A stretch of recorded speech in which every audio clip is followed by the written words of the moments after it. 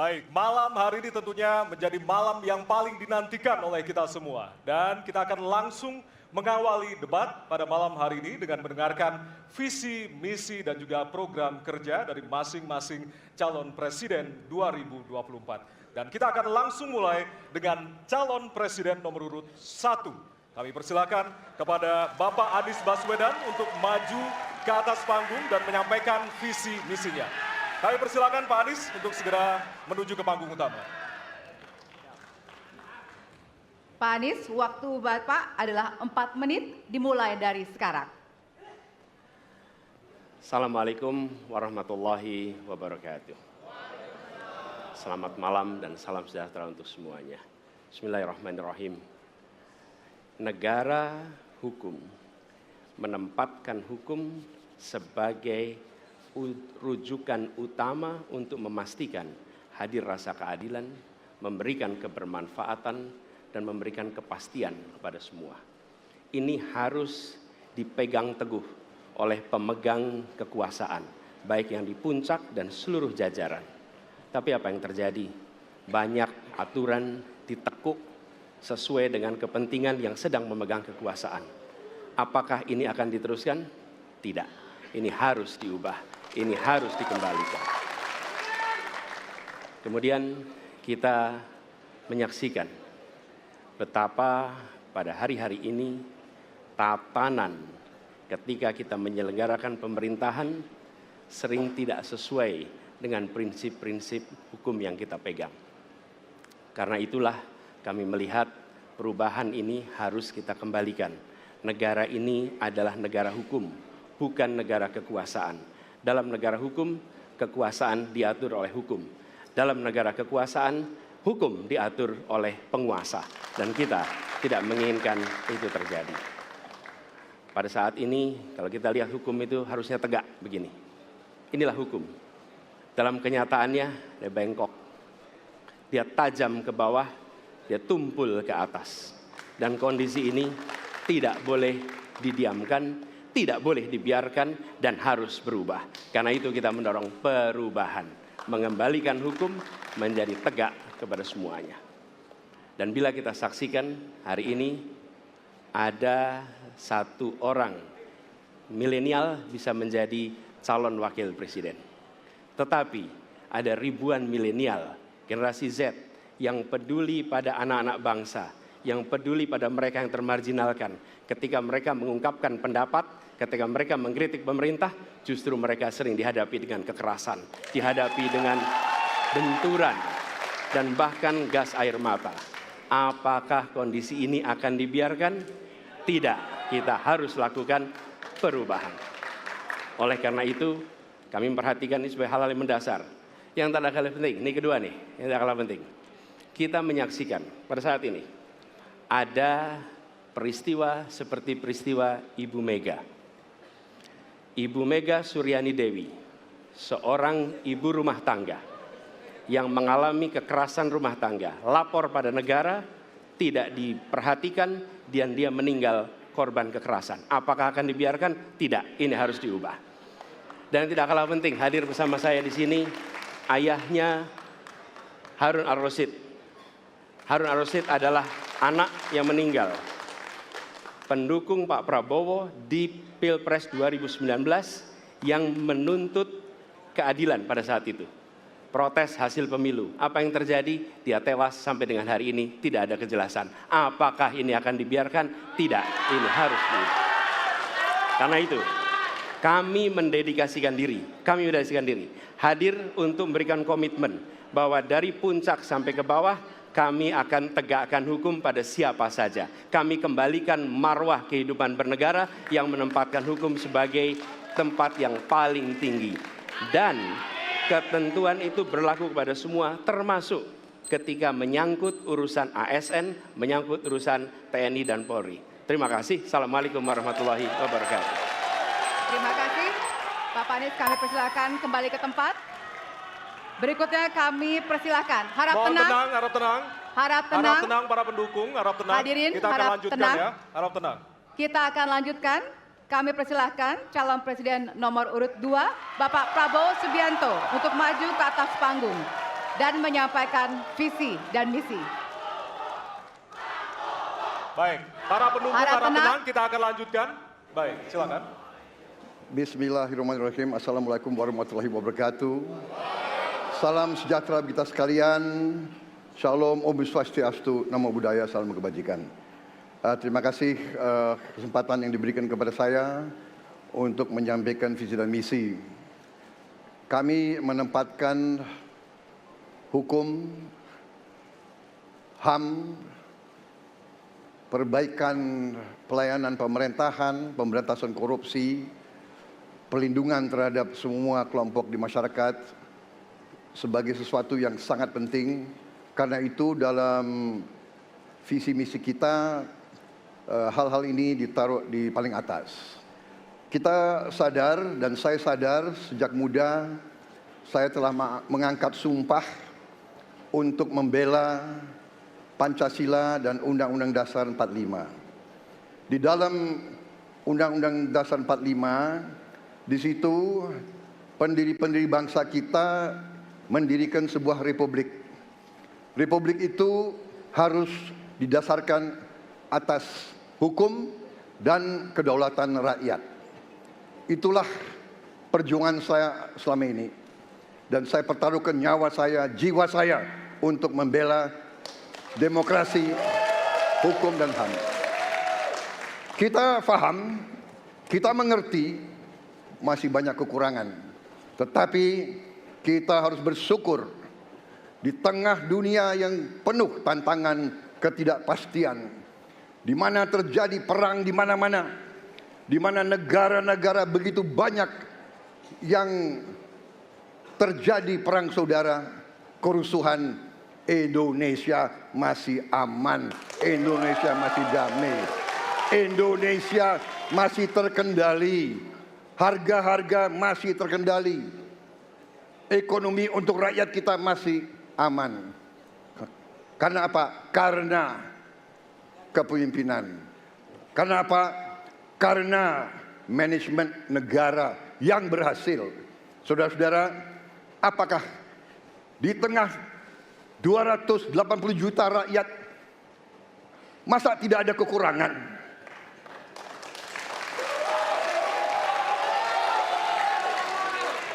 Tetapi kita harus arif, kita harus dewasa, dan kita tidak boleh munafik.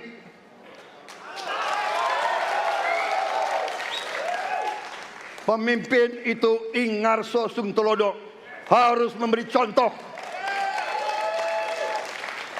Saudara-saudara sekalian, Prabowo Gibran, kita akan perbaiki yang harus diperbaiki. Kita akan tegakkan apa yang perlu ditegakkan.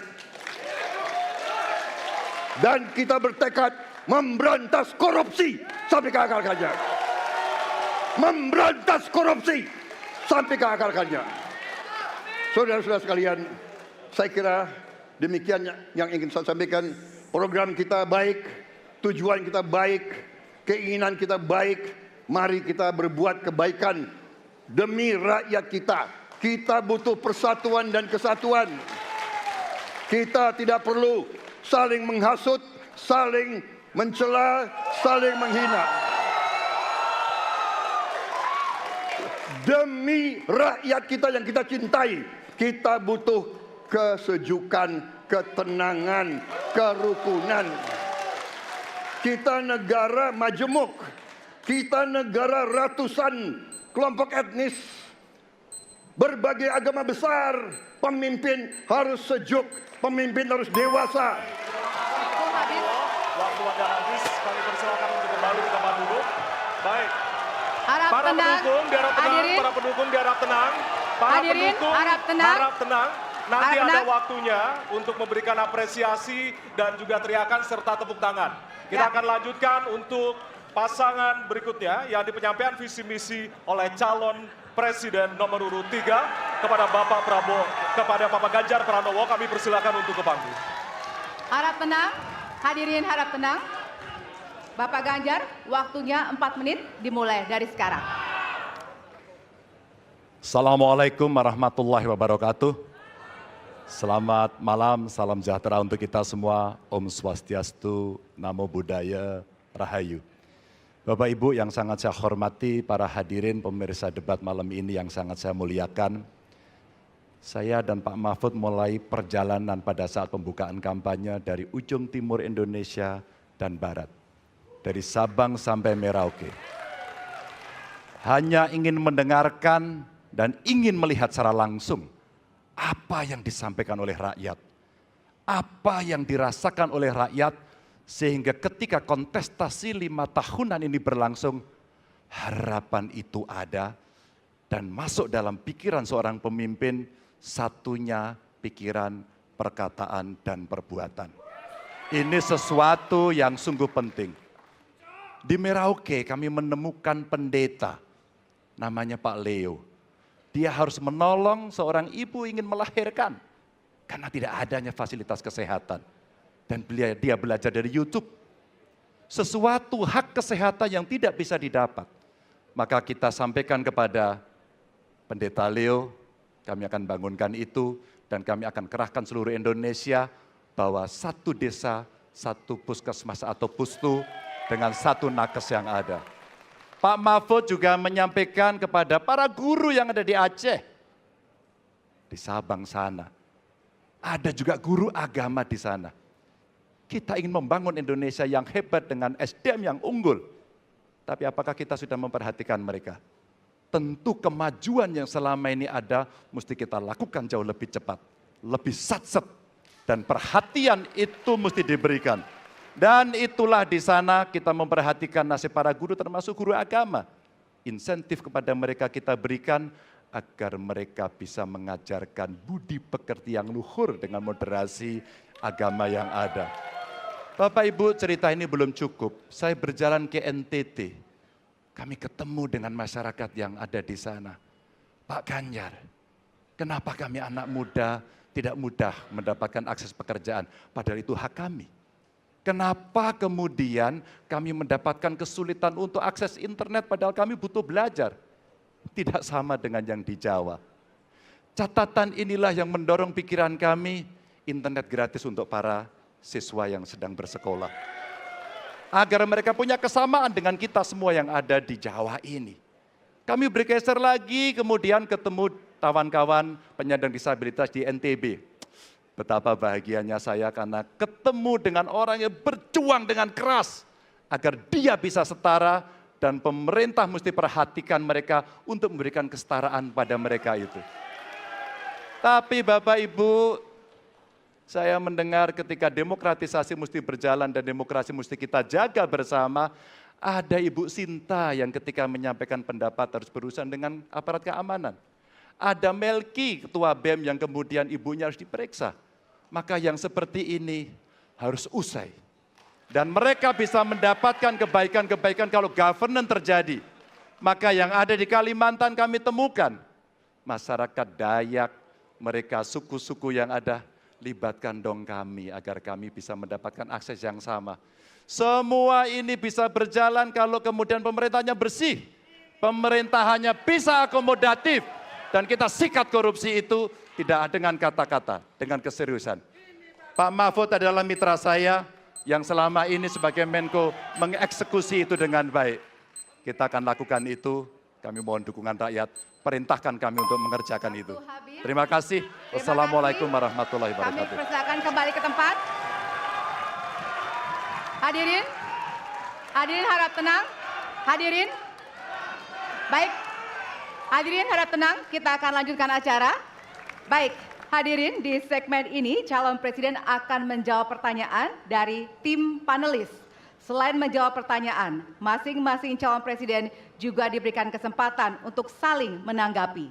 Ya, tim panelis tentunya telah menyiapkan sejumlah pertanyaan dan menjaga kerahasiaannya. Untuk memastikan debat ini berlangsung secara adil, 3 pertanyaan dari masing-masing subtema akan diundi di hadapan Anda. Dan untuk itu, berkenan kami mengundang seluruh calon presiden untuk menuju ke panggung utama dan sesuai dengan posisi masing-masing. Kami persilakan kepada para calon presiden untuk menempati tempat yang telah disesuaikan.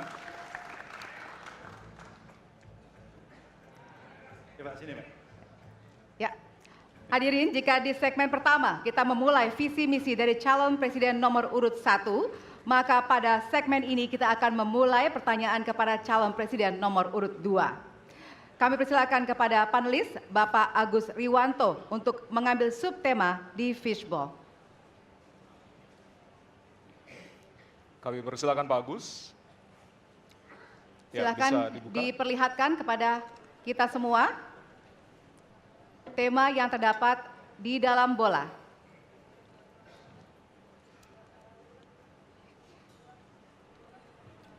Temanya adalah diperlihatkan kepada moderator HAM. Baik, kita catat tema pertama adalah HAM. Baik, kami persilakan selanjutnya kepada panelis Bapak Ahmad Taufan Damadik untuk bisa mengambil pertanyaan dari fishbowl. Baik, bolanya bisa ditunjukkan, Pak? Oke, huruf A, artinya itu adalah amplop A untuk hak asasi manusia. Oke. Baik, pertanyaan hanya akan dibacakan satu kali. Pertanyaan untuk calon presiden nomor urut 2 adalah tema HAM, huruf A. Saya akan buka amplopnya Bapak Ibu sekalian, masih disegel.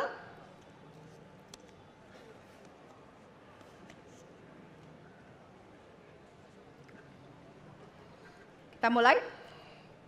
Beberapa tahun terakhir, tren kekerasan meningkat di Papua. Sementara masalah keadilan dan HAM masih belum terselesaikan sehingga konflik terus berlanjut. Pertanyaannya, apa strategi yang Anda akan siapkan untuk menyelesaikan masalah HAM dan konflik di Papua secara komprehensif? Waktu menjawab 2 menit dimulai dari sekarang. Masalah Papua adalah rumit karena di situ terjadi suatu gerakan separatisme. Dan gerakan separatisme ini kita sudah ikuti cukup lama. Kita melihat ada campur tangan asing di situ. Dan kita melihat bahwa kekuatan-kekuatan tertentu selalu ingin Indonesia disintegrasi dan pecah. Untuk itu memang masalah hak asasi manusia itu menjadi sesuatu yang harus kita utamakan, dan diantaranya juga kita harus lindungi seluruh rakyat Papua, karena di situ kelompok teroris sekarang itu menyerang orang-orang Papua sendiri, rakyat yang tidak berdosa, perempuan, orang tua, anak kecil yang tidak bersenjata, diteror oleh kelompok teroris separatis ini. Jadi rencana saya pertama adalah tentunya menegakkan hukum, memperkuat aparat-aparat di situ, dan juga mempercepat pembangunan ekonomi. Dan Presiden Joko Widodo adalah Presiden di Republik Indonesia yang paling banyak ke Papua. Paling banyak ke Papua. Kalau tidak salah sampai hari ini beliau sudah lebih dari 19 kali ke Papua. Dan peningkatan pertumbuhan ekonomi di bawah pemerintah Pak Jokowi yang paling pesat, yang paling tinggi selama sejarah Republik Indonesia. Jadi yang saya katakan, saya akan lanjutkan, kita harus membawa kemajuan ekonomi, sosial, services yang terbaik untuk rakyat Papua, melindungi rakyat Papua dari keganasan para separatis dan teroris, dan menjamin penegakan hak asasi manusia. Terima kasih. Baik. Dan selanjutnya, ya, mohon Hadirin untuk tenang. harap tenang, Ya. kita lanjutkan. Baik, kami persilakan kepada calon presiden nomor urut 3 untuk menanggapi jawaban dari calon presiden nomor urut 2. Waktu Anda 1 menit, Bapak, dimulai dari sekarang. Terima kasih, tapi menurut saya rasanya tidak cukup Pak Prabowo. Karena dialog menurut saya menjadi sesuatu yang penting. Agar seluruh kekuatan yang ada di sana, seluruh kelompok yang ada di sana bisa duduk bersama untuk menyelesaikan itu. Itu menurut saya roots masalahnya.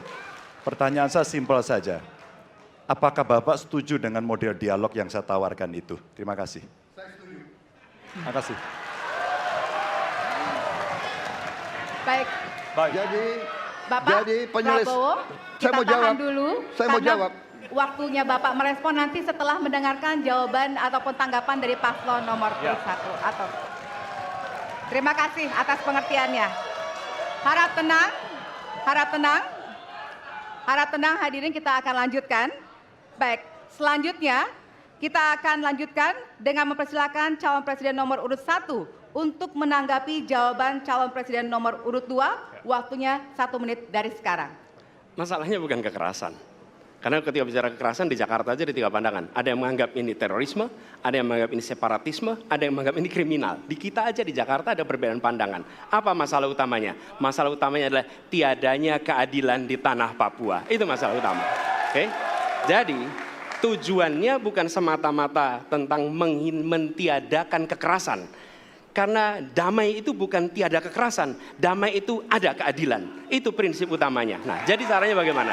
1, atas semua peristiwa pelanggaran HAM yang terjadi, dilakukan tindakan penyelesaian hingga tuntas. Oke? Yang kedua, mencegah terjadinya pengulangan dengan memastikan semua yang bekerja di Papua memahami bahwa yang harus dihadirkan bukan tidak ada kekerasan, tapi keadilan. Yang ketiga, melakukan dialog dengan semua secara partisipatif. Terima kasih. Baik, terima kasih. Terima kasih. Dan selanjutnya kami persilakan kembali kepada calon presiden nomor urut 2 untuk merespon tanggapan dari kedua calon presiden lainnya, dan waktu Anda 1 menit Bapak, dimulai dari sekarang. Benar, saya sangat setuju. Kita harus ada pendekatan dialog. Benar, ya. Dan saya juga setuju. Harus. Tunggu dulu, aku mau jawab.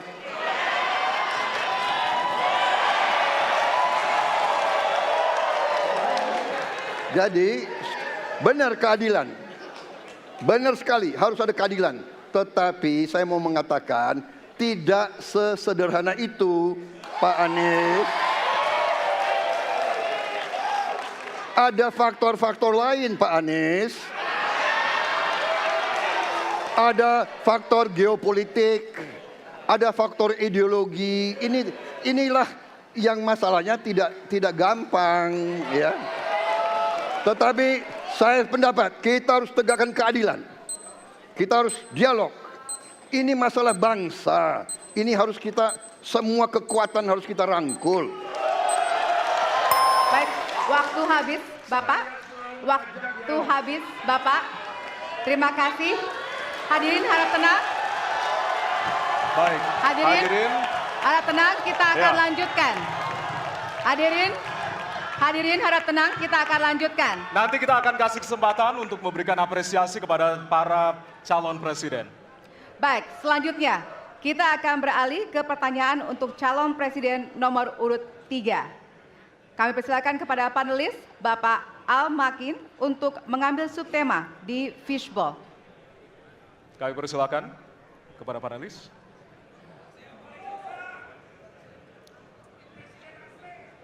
Ya, dibuka Silakan. terlebih dahulu, Pak.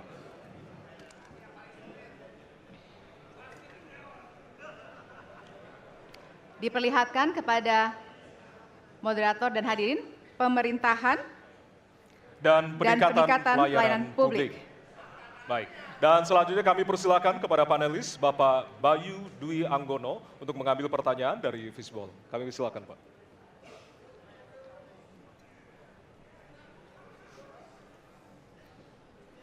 Bisa ditunjukkan amplop C. Amplop C untuk pemerintahan dan peningkatan pelayanan publik. Baik, untuk calon presiden nomor urut 3, pertanyaannya adalah tema pemerintahan dan peningkatan pelayanan publik, pertanyaan dari huruf C. Kita lihat bersama, Bapak Ibu sekalian, amplop juga masih disegel. Kita akan buka.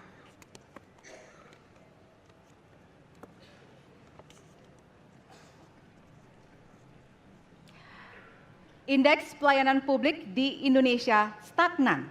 Sementara Undang-Undang Pelayanan Publik menghendaki persamaan perlakuan dan memperhatikan kepentingan khusus kelompok rentan, perempuan, anak, dan disabilitas. Pertanyaannya, apa program strategis Anda untuk meningkatkan kualitas pelayanan publik yang berkeadilan? Waktu 2 menit dimulai dari sekarang. Kebetulan saya punya pengalaman 10 tahun menangani soal ini. Mengajak mereka berpartisipasi sejak awal, satu, menghadirkan dalam setiap musrenbang kelompok perempuan, penyandang disabilitas, anak-anak, kelompok rentan yang lain termasuk orang tua. Kenapa? Agar pengambil keputusan mereka aware, mereka peduli apa yang mereka rasakan. Kesetaraan dalam perencanaan pembangunan itulah yang kita harapkan bisa merepresentasikan apa yang mereka harapkan. Sehingga fisiknya kalau bangun mereka paham mana yang akan menggunakan sehingga tidak ada lagi protes pada soal itu. Kedua, dari sisi aparaturnya mesti ada kontrol publik.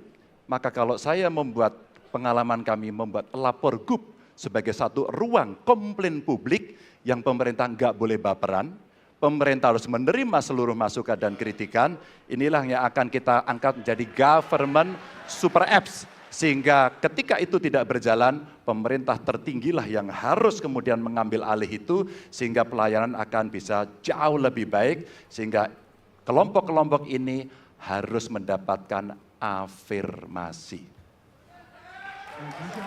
Pak Ganjar, masih ada waktu? Cukup. Baik. Cukup, baik, terima kasih.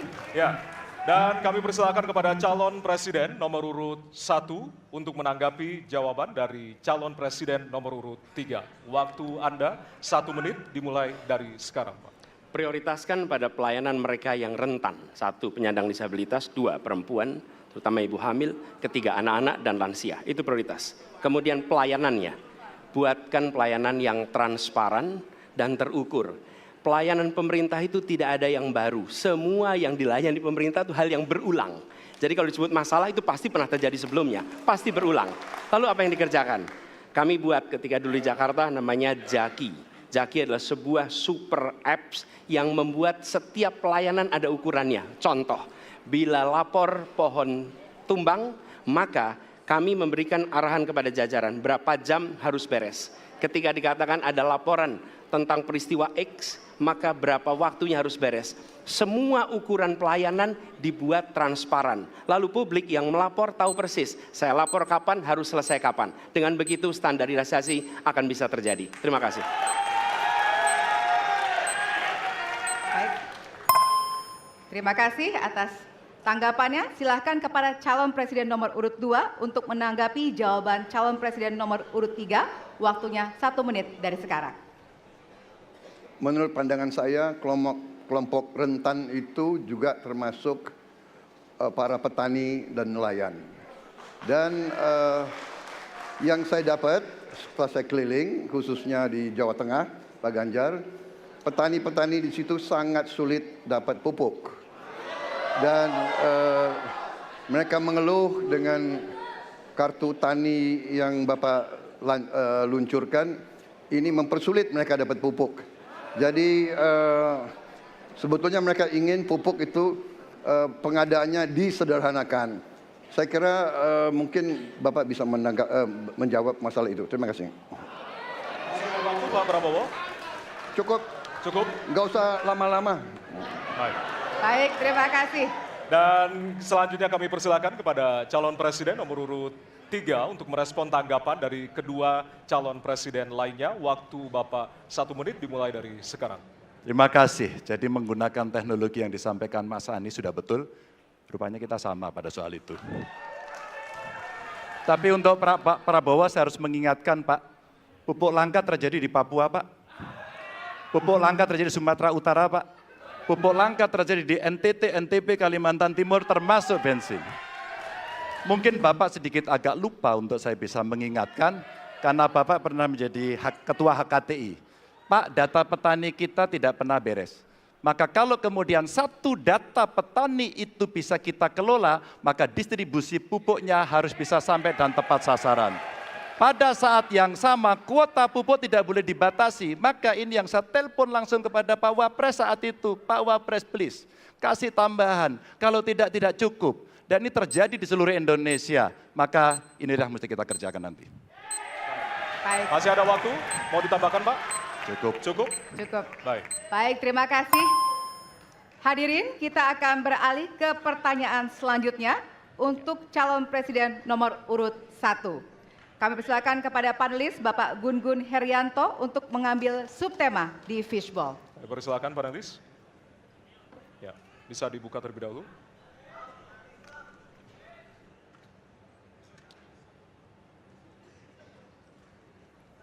Tema ketiga adalah penanganan disinformasi dan kerukunan warga. Baik, kami persilakan untuk selanjutnya kepada panelis Bapak Hairul Fahmi untuk mengambil pertanyaan di fishball.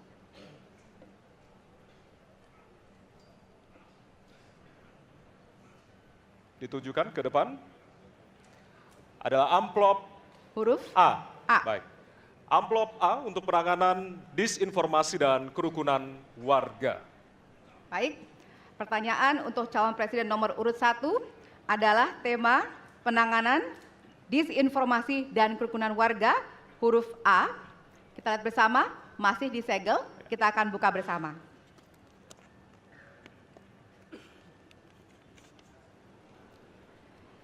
Sejauh ini, masih banyak ditemukan kasus-kasus persekusi, kekerasan, dan diskriminasi oleh satu kelompok masyarakat terhadap kelompok lainnya. Pertanyaannya, apa kebijakan Anda untuk melindungi warga negara dan memperkuat toleransi dalam masyarakat Indonesia yang majemuk? Waktunya 2 menit dimulai dari sekarang. Setiap pelanggaran hukum tidak boleh dibiarkan tak dihukum. Karena apabila dibiarkan, dia akan menular dan dia akan dianggap sebagai sesuatu yang benar. Karena itu langkah yang pertama adalah setiap kali ada pelanggaran dikerjakan oleh siapapun, kapanpun, dimanapun, maka tegakkan aturan, tegakkan hukum. Nomor 1. Yang kedua, ketika kita berbicara kerukunan, maka kita harus melakukan usaha berkomunikasi dengan semua. Negara tidak boleh memusuhi salah satu unsur yang ada di masyarakat. Nggak boleh. Negara adalah penyelenggara yang harus menjangkau semua. Kami mungkin tidak suka, mungkin tidak setuju dengan pikiran seseorang, tapi negara harus memberikan hak kepada dia untuk berbicara, termasuk untuk mengkritik. Sehingga ada ruang kebebasan kepada rakyat untuk menyampaikan pendapatnya. Jadi kita harus sadar, negara bukan mengatur pikiran, negara bukan mengatur perasaan, negara mengatur tindakan. Di situ kita atur. Dan bila melanggar, maka itu dilakukan tindakan penegakan hukum. Lalu ketika sampai kepada usaha untuk menjangkau semua, pasti komunikasi dilakukan. Tapi selalu saja ada peristiwa pelanggaran, ada peristiwa kekerasan, dan seringkali rakyat tak tahu kemana harus melaporkan. Dan ketika mereka berhadapan dengan pihak lain, seringkali mereka membutuhkan bantuan hukum. Karena mereka berhadapan dengan berbagai unsur yang ada di masyarakat. Karena itu kami merencanakan membuat sebuah program yang disebut sebagai online untuk pelayanan pengacara gratis. Jadi ini adalah online pelayanan gratis. Yang kami sebut sebagai, istilah yang kami gunakan adalah Hotline Paris. Itu namanya kira-kira. Nah, dengan cara begitu, maka rakyat mengalami masalah bisa minta tolong kepada negara untuk didampingi pengacara dari negara. Terima kasih. Baik. Terima kasih. Dan selanjutnya kami persilakan kepada calon presiden nomor urut 2 untuk menanggapi jawaban dari calon presiden nomor urut 1. Waktu Bapak 1 menit dimulai dari sekarang. Saya kira yang sangat dirasakan oleh banyak kelompok, terutama kelompok minoritas, Pak.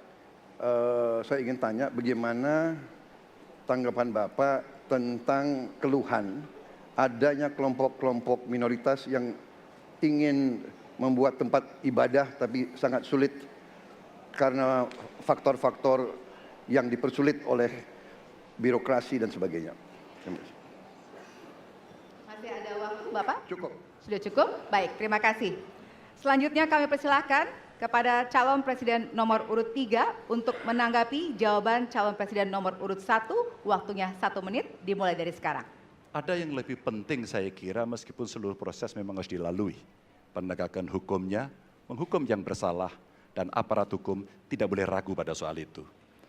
Tapi ketika kemudian kita kembalikan pada persoalan yang potensial muncul, itulah kenapa Pak Mahfud kemarin di Sabang berbicara dengan banyak tokoh agama. Agar di samping pendidikan agama, mereka memberikan juga pendidikan budi pekerti. Agar kemudian dia bisa mengerti sejak awal bagaimana berbeda dalam suku, agama, golongan, sehingga mereka akan bisa bareng-bareng memahami. FKUB, tokoh masyarakat semua dilibatkan dalam proses keseharian dalam pengambilan keputusan. Kalau itu bisa terjadi, rasa-rasanya bangsa ini akan membangun harkat dan martabatnya karena kita memang berbeda, tapi kita dipersatukan. Masih ada waktu, Bapak? Cukup. Ya. Dan selanjutnya, kami persilakan kepada calon presiden nomor urut 1 untuk merespon tanggapan dari kedua calon presiden lainnya, dan waktu Bapak 1 menit dimulai dari sekarang. Terima kasih. Pak Prabowo, perlu kami sampaikan bahwa ketika kami bertugas di Jakarta, maka ada begitu banyak izin-izin gereja yang mandek 30 tahun, 40 tahun, dan tuntas dibereskan. Oke? Antrian yang amat panjang, yang tidak pernah selesai. Dan kemudian banyak kelompok agama dari mulai Buddha, Hindu, Kristen yang mengalami kesulitan mendirikan tempat ibadah, mereka menerima izin tempat ibadah dan mereka bisa beribadah dengan baik. Dan kalau boleh saya laporkan, dalam sejarah Gubernur Jakarta yang paling banyak memberikan izin rumah ibadah adalah Gubernur Anies Baswedan. Termasuk ketika umat Islam mau mendirikan masjid dan tidak bisa mendapat izinnya, saya bicara. Ketika umat Kristen mau mendirikan gereja tidak bisa mendapatkan izin dari masyarakat, saya bicara. Dan semuanya akhirnya mendapatkan izin untuk bisa beribadah. Terima kasih. Terima kasih. Baik, sudah cukup Bapak? Masih ada waktu? Cukup. Ya? Baik, terima kasih, kita berikan tepuk tangan buat calon presiden 2024. Di segmen ini kami akan melanjutkan mengundi pertanyaan dari fishbowl dan akan dijawab dengan mengambil pertanyaan dari fishbowl tersebut seperti segmen sebelumnya. Kami juga akan informasikan kepada Bapak Ibu sekalian hadirin yang hadir di ruangan ini untuk tetap menjaga ketenangan dan tidak menggunakan alat peraga kampanye pada saat debat berlangsung. Ya, dan kami tentunya memohon kerjasama dari para hadirin yang berada di halaman KPU untuk kemudian mematuhi aturan yang telah kita sepakati bersama tadi. Baik, kami persilakan kepada calon presiden untuk kembali menuju ke panggung utama. Kami persilakan kepada bapak-bapak untuk bisa menuju ke panggung utama. Baik, dan kita beralih ke pertanyaan untuk calon presiden nomor urut 3. Dan kami persilakan kepada panelis Ibu Lita Testa untuk mengambil subtema di fishbowl, dan kami persilakan Ibu.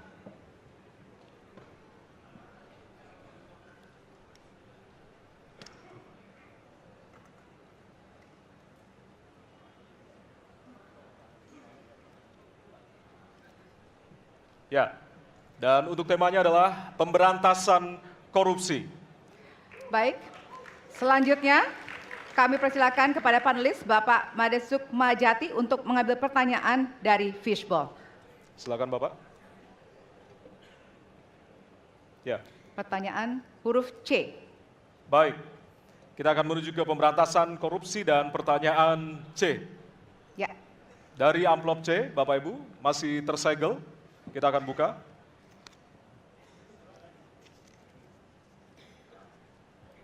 Pertanyaan untuk subtema pemberantasan korupsi.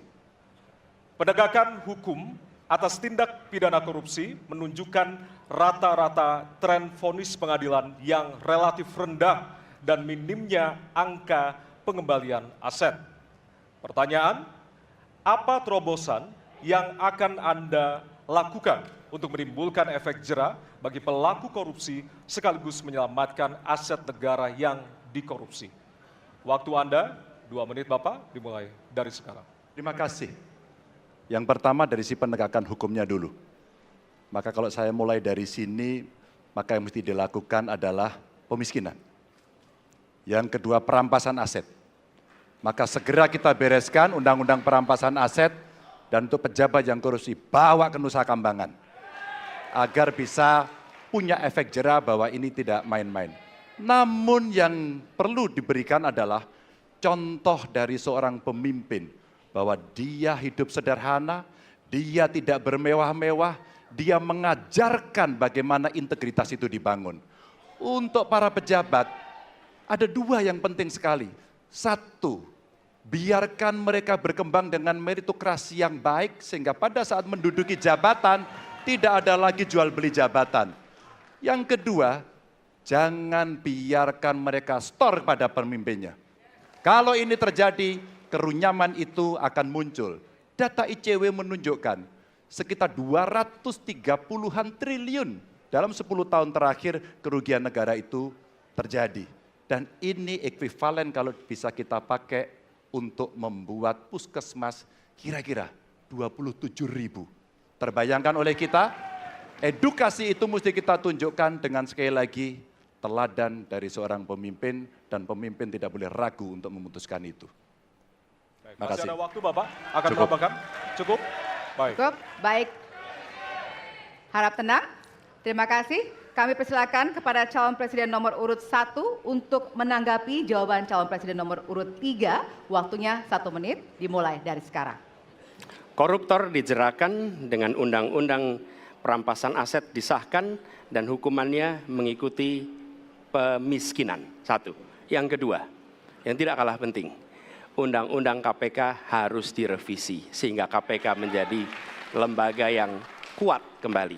Yang ketiga, diberikan imbalan, reward kepada mereka yang membantu melakukan pelaporan, penyelidikan, sehingga ketika melaporkan kita akan punya partisipasi masyarakat dan itu dibolehkan oleh undang-undang. Dengan begitu maka bukan hanya aparat penegak hukum tapi seluruh rakyat ikut memerangi korupsi. Korupsi harus gerakan anti korupsi harus menjadi gerakan semesta yang melibatkan seluruh rakyat.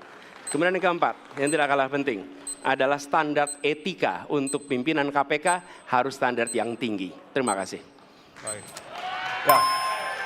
Dan selanjutnya kami silakan kepada calon presiden nomor urut 2 untuk menanggapi jawaban dari calon presiden nomor urut 3. Waktu Bapak 1 menit dimulai dari sekarang.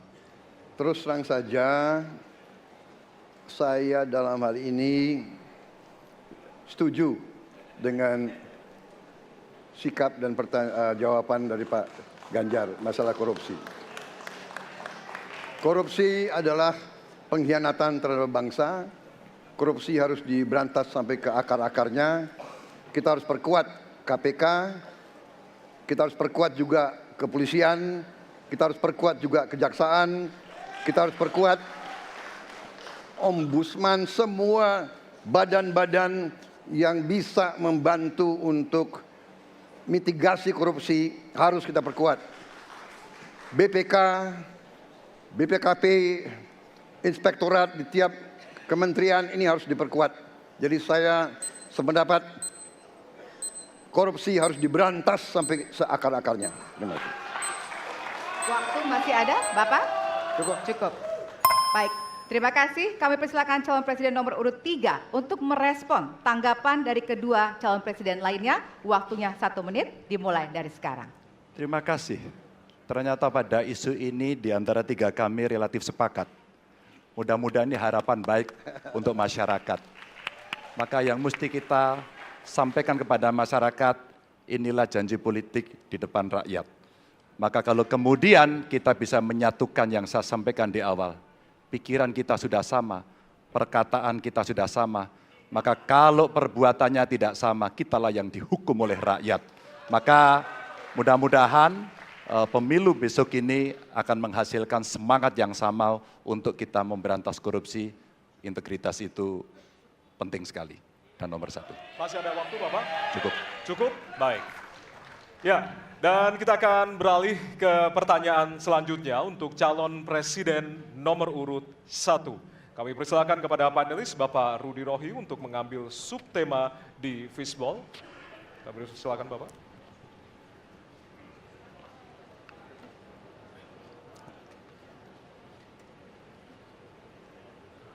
Diperlihatkan kepada kami semua, Bapak. Apa? Baik, temanya adalah penguatan Penguatan demokrasi. Baik. Baik, selanjutnya kepada panelis Ibu Susi Dwi Haryanti untuk mengambil pertanyaan dari Fishball. Hurufnya adalah A. Penguatan demokrasi dengan amplop A. Baik, masih tersegel Bapak Ibu? Kita akan langsung buka.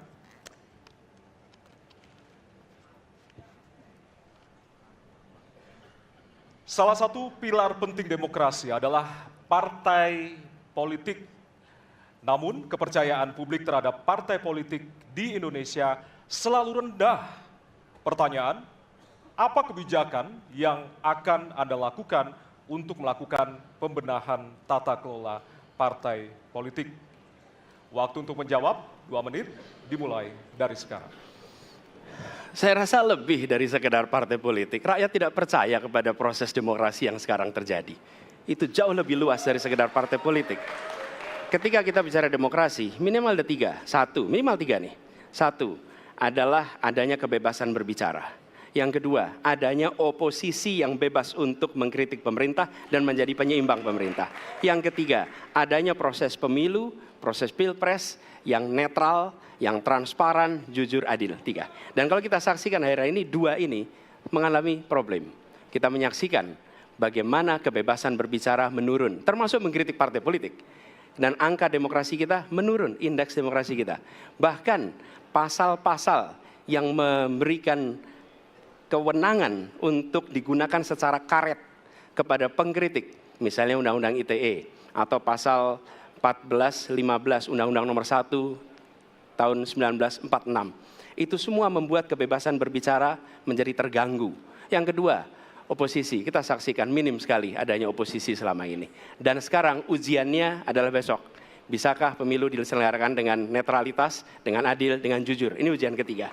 Jadi, persoalan demokrasi kita lebih luas dari segala persoalan kepada partai politik. Nah, bagaimana untuk partai politik sendiri? Partai politik perlu mengembalikan kepercayaan. Tapi di sini ada peran negara. Menurut saya salah satu masalah yang mendasar partai politik ini memerlukan biaya. Dan biaya politik selama ini tidak pernah diperhatikan di dalam proses politik. Untuk kampanye, untuk operasional partai, semua ada biayanya. Sudah saatnya pembiayaan politik itu dihitung dengan benar. Ada transparansi, sehingga rakyat pun melihat ini institusi yang bisa dipertanggungjawabkan. Jadi salah satu reformnya adalah reform pembiayaan politik oleh partai politik. Terima kasih. Baik. Waktu sudah habis, terima kasih. Kini kami persilakan calon presiden nomor urut 2 untuk menanggapi jawaban calon presiden nomor urut 1. Waktunya 1 menit dimulai dari sekarang. Mas Anies.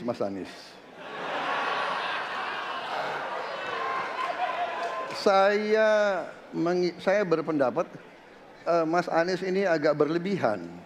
Mas Anies mengeluh tentang demokrasi ini dan itu dan ini. Mas Anies dipilih jadi gubernur DKI menghadapi pemerintah yang berkuasa.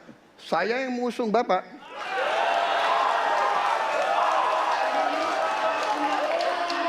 Kalau demokrasi kita tidak berjalan, tidak mungkin Anda jadi gubernur.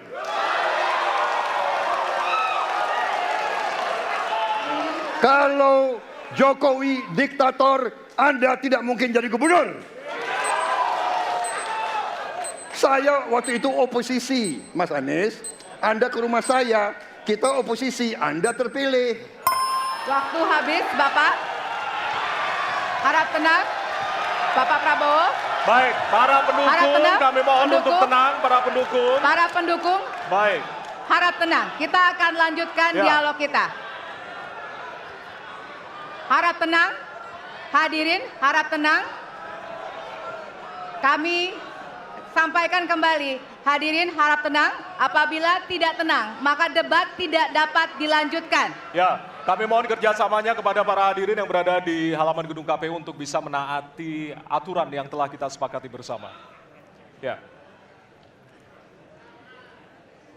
Baik, selanjutnya kepada calon presiden nomor urut 3 kami silakan untuk menanggapi jawaban calon presiden nomor urut 1. Waktunya 1 menit dari sekarang. Saya jadi tidak enak ini Mbak hari ini. Mohon maaf, saya tidak enak karena dua kawan saya sedang nagih janji dan membuka buku lama. Tapi percaya begini, yang pertama tidak ada demokrasi tanpa partai politik. Tidak ada, suka tidak suka, mau tidak mau. Dan fungsi partai politik itu adalah agregasi, sumber rekrutmen kader, pendidikan politik. Kebetulan saya pernah menjadi ketua pansus undang-undang partai politik. Maka pada saat perdebatan penguatan dari sisi anggaran, penguatan dari sisi partisipasi masyarakat mesti dilakukan, saat itu tidak terlalu banyak yang setuju. Maka Mas Anies, soal oposisi tidak oposisi, soal kepentingan saja kok. Kapan kita bertemu, kapan kita tidak bertemu, dan kemudian kita akan bersikap pada posisi masing-masing. Tapi yang penting, pendidikan politik kepada masyarakat itulah yang menjadi PR besar dari partai politik agar cepat dewasa. Oke, waktu Anda habis, Bapak. Ya, dan kita akan lanjutkan. Baik, kita akan lanjutkan debatnya, Bapak Ibu. Kita akan lanjutkan ke pertanyaan selanjutnya untuk calon presiden nomor urut 1. Ya. Untuk merespon tanggapan dari 2 calon presiden lainnya, waktunya 1 menit dari sekarang. Ya. Terima kasih. Ketika kita menghadapi sebuah proses demokrasi, di situ ada pemerintah dan ada oposisi. Dua-duanya sama terhormat. Dan ketika proses pengambilan keputusan itu dilakukan, bila ada oposisi, maka selalu ada pandangan perspektif berbeda yang membuat masyarakat bisa menilai. Karena itu oposisi itu penting dan sama-sama terhormat.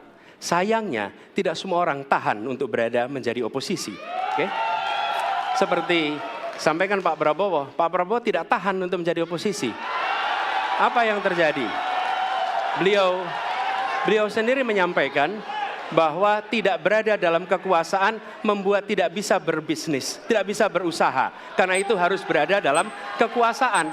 Kekuasaan lebih dari soal bisnis, kekuasaan lebih dari soal uang, kekuasaan soal kehormatan untuk menjalankan kedaulatan rakyat. Baik, waktu Anda Baik. habis, Bapak. Terima Kami kasih. mohon sekali lagi kepada para hadirin yang berada di Hadirin. halaman KPU. Ditahan dulu. Baik, baik. Pak Prabowo, Bapak mohon maaf. Prabowo. Bapak, mohon maaf. Waktu sudah Nanti habis.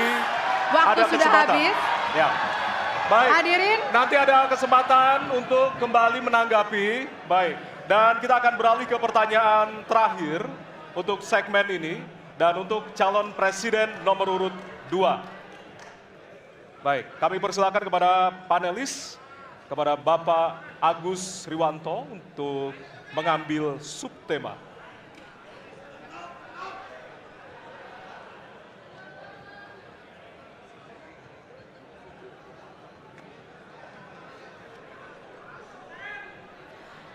Kami mohon kepada hadirin untuk tenang, untuk menjaga kelancaran debat. Silakan Bapak dipersilakan kepada moderator Baik. diperlihatkan. Subtema hukum. Baik. Selanjutnya kami silakan kepada panelis Bapak Wawan Mashud untuk mengambil pertanyaan dari Fishball. Kami persilakan Bapak.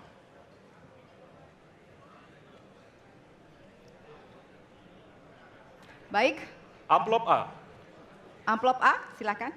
Ya. Masih tersegel, kita akan buka.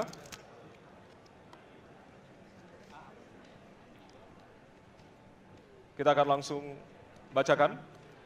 Konstitusi mengharuskan kekuasaan kehakiman dijalankan secara merdeka. Sementara lembaga kekuasaan kehakiman saat ini cenderung diintervensi oleh cabang kekuasaan lainnya. Pertanyaannya, apakah Anda setuju dengan pernyataan tersebut?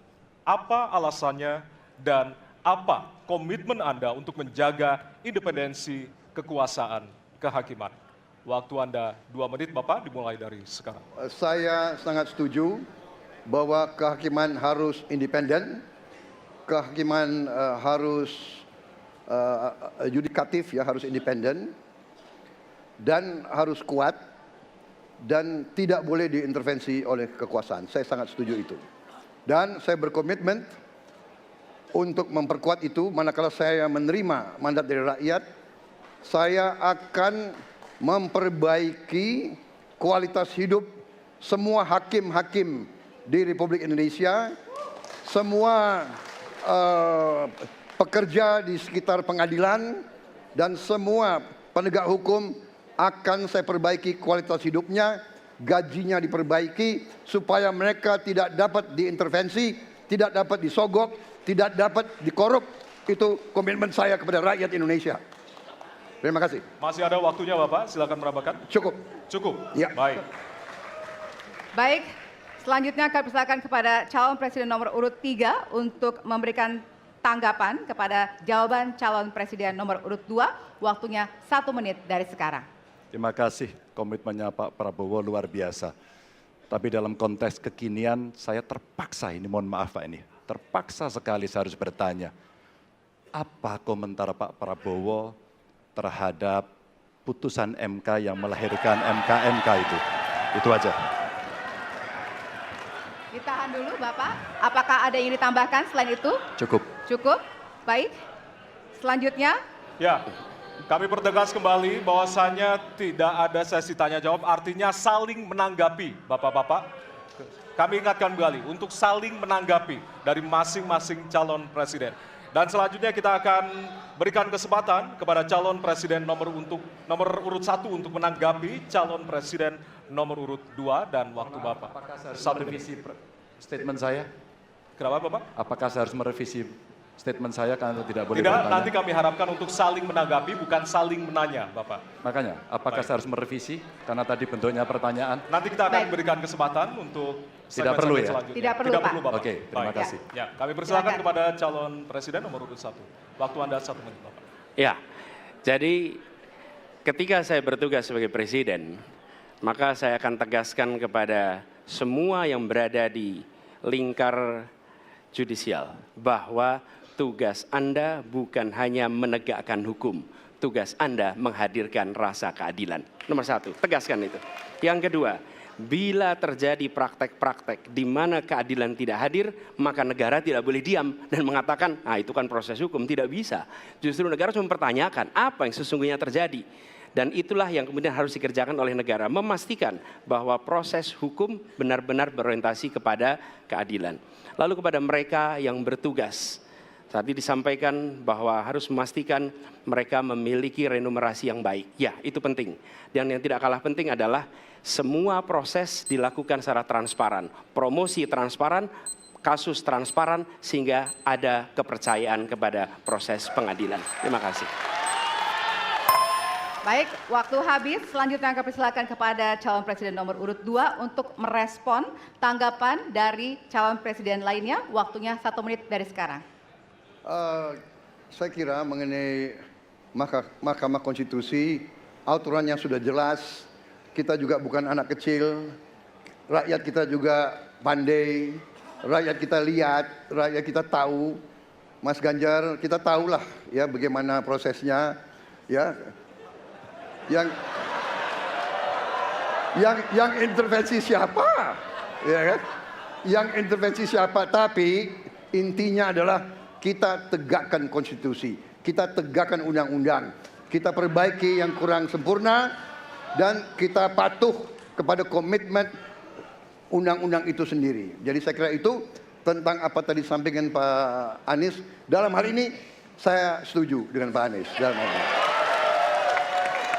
Waktunya masih ada, Ya, Bapak? Saya sependapat kita harus membuat yudikatif kuat, harus ada merit system, harus ada ujian-ujian yang baik.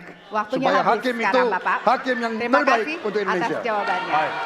Hadirin, jika pada segmen sebelumnya pertanyaan dibuat oleh tim panelis, maka di segmen ini dan segmen selanjutnya pertanyaan murni dari para calon presiden. Ya, Jawaban pertanyaan akan ditanggapi oleh capres penanya untuk kemudian direspon kembali oleh calon presiden yang menjawab. Sebelumnya, kita undang kembali seluruh calon presiden untuk naik ke atas panggung. Kami persilakan Bapak untuk menuju ke panggung utama. Ya, dan untuk segmen ini, kesempatan pertama akan diberikan kepada calon presiden nomor urut 1 untuk bertanya kepada calon presiden nomor urut 2. Dan waktu Bapak 1 menit dimulai dari sekarang. Terima kasih. Pada tanggal 25, Pak Prabowo mendaftar ke KPU sebagai pasangan calon presiden, calon wakil presiden. Sesudah keputusan MK. Dan kemudian di MK dibentuk MK-MK. Yang hasilnya mengatakan bahwa terjadi pelanggaran etika berat. Yang menyebabkan keputusan yang dibuat oleh MK secara etika bermasalah. Kemudian Bapak punya waktu sampai dengan tanggal 13 November. Karena di situ adalah waktu terakhir untuk mengambil keputusan bila ada perubahan. Sesudah Bapak mendengar bahwa ternyata pencalonan persyaratannya bermasalah secara etika, pertanyaan saya, apa perasaan Bapak ketika mendengar bahwa ada pelanggaran etika di situ? Baik, waktunya habis. Kami berikan kesempatan kepada calon presiden nomor urut 2 untuk menjawab selama 2 menit. Waktunya dimulai dari sekarang. Jadi Mas Anies ya memang suatu perkembangan politik itu ada beberapa segi perspektif ya. Jadi tim saya, para pakar hukum yang mendampingi saya menyampaikan bahwa dari segi hukum tidak ada masalah. Masalah yang dianggap pelanggaran etika sudah diambil tindakan dan keputusan ya waktu itu oleh pihak yang diberi wewenang, kemudian sudah ada tindakan dan tindakan pun itu masih diperdebatkan karena yang bersangkutan masih memproses. Tetapi intinya adalah bahwa keputusan itu final dan tidak dapat dirubah. Ya, saya laksanakan ya. Dan kita ini bukan anak kecil, Mas Anies ya. Anda juga paham ya. Sudahlah ya. Sekarang begini. Intinya rakyat yang putuskan, rakyat yang menilai. Kalau rakyat tidak suka Prabowo dan Gibran, nggak usah pilih kami, saudara-saudara sekalian. Dan saya tidak takut tidak punya jabatan, Mas Anies. Sorry ya. Sorry ya. Harap tenang. Mas Anies, Mas Anies, saya tidak punya apa-apa. Saya sudah siap mati untuk negara ini. Baik. Waktu Anda habis, Bapak, dan selanjutnya kami persilakan kepada calon presiden nomor urut 1 untuk menanggapi jawaban dari calon presiden nomor urut 2. Waktu Bapak 1 menit. Dimulai dari sekarang. Fenomena ordal ini menyebalkan. Di seluruh Indonesia kita menghadapi fenomena ordal. Mau ikut kesebelasan ada ordalnya. Mau masuk jadi guru ordal. Mau daftar sekolah ada ordal. Mau dapat tiket untuk konser ada ordal. Ada ordal di mana-mana yang membuat meritokratik nggak berjalan. Yang membuat etika luntur. Dan ketika fenomena ordal itu bukan hanya di masyarakat, tapi di proses yang paling puncak terjadi ordal, maka rakyat kebanyakan, dan ini saya rasakan beberapa waktu yang lalu, beberapa orang guru berjumpa dengan saya dan mereka mengatakan, Pak, di tempat kami pengangkatan guru-guru itu mendasarkan ordal. Kalau tidak ada ordal, nggak bisa jadi guru, nggak bisa diangkat. Lalu apa jawabannya? Atasan saya bilang, wong yang di Jakarta aja pakai ordal, kenapa kita di bawah tidak boleh pakai ordal? Negeri ini rusak apabila tatanan Waktunya itu hilang. habis. Ya. Sekarang kami berikan kesempatan kepada calon presiden nomor urut 2 untuk menanggapi tanggapan dari calon presiden nomor urut 1. Waktunya 1 menit dari sekarang. Mas Anies, Dalam demokrasi, kekuasaan tertinggi ada di rakyat. Hakim yang tertinggi adalah rakyat. Tanggal 14 Februari, rakyat yang akan mengambil keputusan. Kalau kami tidak benar, salah, berkhianat, rakyat yang akan menghukum kami. Waktu masih ada, Bapak? Sudah cukup? Baik, terima kasih. Harap tenang hadirin, kita akan lanjutkan. Ya, kita akan lanjutkan. Dan untuk kesempatan ini kami berikan kepada calon presiden nomor urut 2 untuk bertanya kepada calon presiden nomor urut 3. Dan waktu Bapak 1 menit dimulai dari sekarang. Mas Ganjar punya pengalaman sebagai gubernur. Saya ingin bertanya bagaimana pemikiran Bapak untuk mengatasi pengangguran yang masih banyak, terutama lulusan-lulusan sekolah dan sarjana yang belum tertampung. Mungkin pengalaman Bapak bisa Bapak memberi suatu pencerahan kepada kami. Terima kasih. Waktunya masih ada, Bapak ada yang ingin ditambahkan? Baik, cukup. Oke. Selanjutnya kami berikan kesempatan kepada calon presiden nomor urut 3 untuk menjawab selama 2 menit. Waktunya dimulai dari sekarang. Terima kasih Pak Prabowo. Isu ini sangat kontekstual dan saya kira dari pertanyaan masyarakat begitu sulitnya mendapatkan pekerjaan. Ada beberapa poin Pak. Yang pertama adalah membuka ruang investasi yang cukup besar dengan cara memastikan penegakan hukumnya bisa berjalan baik, kepastian hukumnya berjalan dengan baik, transparan, akuntabel, mudah, murah, cepat dalam sebuah layanan. Tanpa itu dilakukan, mereka akan minggat dan mereka akan pergi, tidak mau datang.